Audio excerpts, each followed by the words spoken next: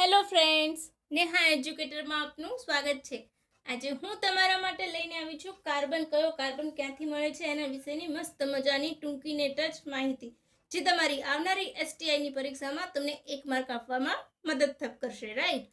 આવો પ્રશ્ન 100% પૂછાવાની શક્યતાઓ છે, તો તમે એક વખત લાઈક, શેર, સબસ્ક્રાઇબ જરૂરથી કરી દેજો।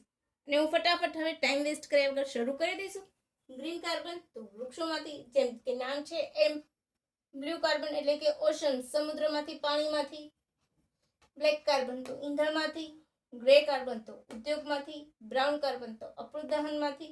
રેડ કાર્બન તો biological particle on snow and ice એટલે કે જે બરફના કણો હોય છે એની ઉપરથી આવે છે। હવે એક જ નવો શબ્દ છે ટીલ કાર્બન, તો એ ક્યારે આવ્યો?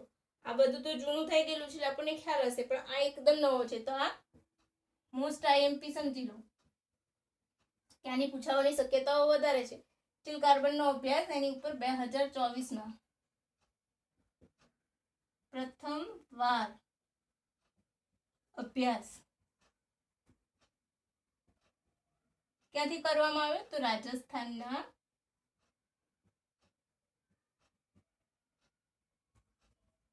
કેવલાદેવ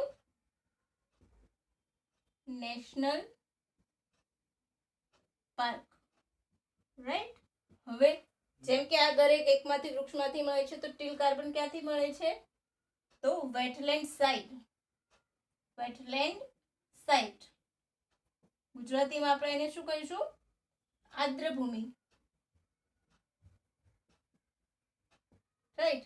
તો ટીલ કાર્બન શબ્દ હમણાં જ અસ્તિત્વમાં આવ્યો છે, એટલે આ તમારો પૂછાવાની શક્યતાઓ વધુ છે। ઇવન તમને જોડકામાં પણ આ પૂછી શકે છે, રાઈટ।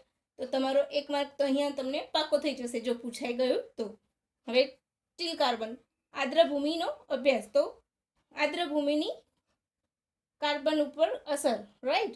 આર્દ્રભૂમિ કેવી અસર કરે છે એના માટે, એને શું થાય છે? આબોહવાનું અનુકૂલન અને સ્થિતિસ્થાપકતા જળવાય છે। ટીલ કાર્બનનો અભ્યાસ ક્યાંથી શરૂ કરવામાં આવ્યો? તો 2024માં પ્રથમ વખત। સપ્ટેમ્બરની જ ઘટના છે, કરંટ અફેર છે, એટલે પૂછાવાની શક્યતા વધુ છે, તો જોવાનું ચૂકતા નહીં અને નોટ કરવાનું ચૂકતા નહીં, રાઈટ।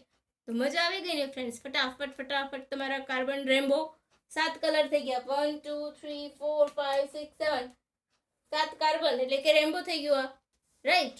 તો મજા આવી ગઈ ને?